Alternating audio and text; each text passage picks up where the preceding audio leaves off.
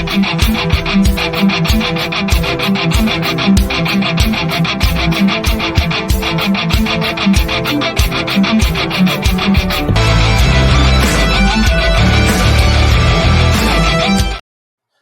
welcome to another edition of Thunder and Lightning. Only Thunder tonight. Unfortunately, we didn't go live, but it's okay. My buddy Snacks had technical difficulties for having too many people on his Max account. That's why I'm riding solo. Hopefully, he's back with me next week. So I'm just going to quickly touch base on what happened on the first episode of Hard Knocks with the Giants. Obviously, it is a spoiler alert. If you haven't watched it yet, go to HBO Max, or any way you could possibly find it. I know people have their ways, so be sure to check it out. It wasn't an hour episode. Usually Hard Knocks is an hour. It was just a little under 45 minutes. So I was a little shocked by that. But other than that, the biggest takeaways coming from the first episode was basically the Joe Shane, how he got into the front office work on where he began with the Panthers, and then slowly went to the Dolphins, and then to the Bills, and then how he was obsessed with, not obsessed, the only thing he was able to really afford while being on the road early days were peanut butter and jelly. So he cracked the joke that when he drove down from Buffalo to Jersey for getting hired by the G-Men, his wife packed him a couple peanut butter and jelly sandwiches for nostalgic reasonings and everything else like that. So that was pretty cool to see.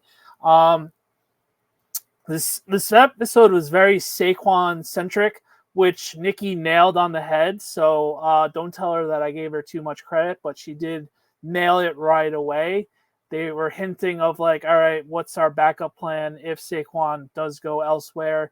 Do we try to franchise tag him to trade him, or do we just let him go? So I'll touch on Saquon in a little bit later. I'm just going to go chronological order. They basically were talking about what they should do with Saquon. Then they showed the last game of the season when they beat the Eagles, what's going to happen then, and how we're not satisfied and all that other fun stuff. They only talked about Wink literally for a couple seconds. So that was, all right, it is what it is. We all know what happened, but I probably would have liked to seen more of that, but I'm not going to cry about it because they gave us enough juice, enough juice for us to be satisfied of like what's really the content they were talking about this week. So they briefly talked about that. Obviously, they needed to talk about Shane Bowen. A lot of people on X. I didn't go on X the whole episode because I just wanted to watch everything on my own and not talk to anybody about it. So on X, it seemed like everybody, if whatever side you leaned, you thought it was right.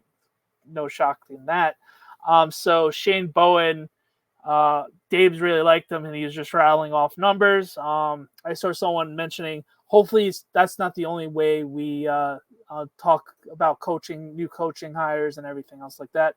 Obviously, that's not the case, but Dave's was like dropping this is what their defense was, X, Y, and Z, while he was with the Titans. So that was interesting to see. Then they had the first meeting with him and basically running down the law of like what he looks into a defense and how we are going to need another pass rush, and we're going to find a way to get the guy front four able to attack the quarterbacks and everything else like that. So that's where the trickling of the Brian Burns in their heads of like, okay, let's see if we can get Brian Burns.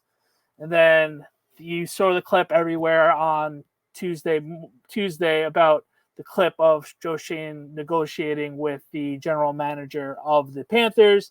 Brian Burns. They started the groundwork of what the beginning trade offers would be. So it seemed like a couple first round draft picks because they turned it down a couple years ago with a couple of first round draft picks. That was clearly a no-go. So that was the start of, okay, we really love Brian Burns because they mentioned him like 3 or 4 times in like meeting rooms and everything else like that. So that was cool to see, of the early budding of two general managers just being at Senior Bowl, like just slowly talking about what they would do. And it seems like how people in fantasy football world would do, like shooting a text to your league mate or something else like that, who's your good friend, like in this case as well. So that was pretty funny to see. So before I get back to Saquon, because Saquon and Daniel Jones is a big factor towards this pretty much this whole entire show towards the end. Yeah, so basically with Saquon, it was just like, all right, we all love Saquon. Saquon's good. We all know this, but are we going to be paying a running back all that money like we said? And we have so many holes, and Joe Shane mentioned that. So I'm glad that they saw the foresight of, all right, we're going to have to be creative here, because obviously we're going to have to fill the hole in running back if Saquon leaves, which ultimately we all know that was the case. So the Giants really did their due diligence, obviously, of finding the Devin Singletaries, and they talked about Swift, and they talked about Pollard. Is he going to bounce back after a rough year?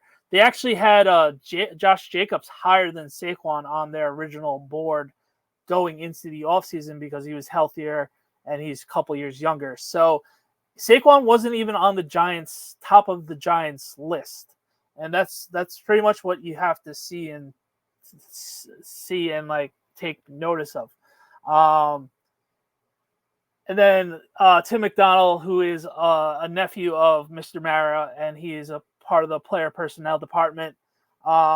He pushed back a little bit during that. He goes, okay, if we lose Saquon, who's going to be doing all the... He's basically our everything on offense. How are we going to find ways to plug and play? Joe Shane says, this was one of the best parts of the whole show. Joe Shane says, we have put $40 million into our quarterback. We're going to have to keep this investment.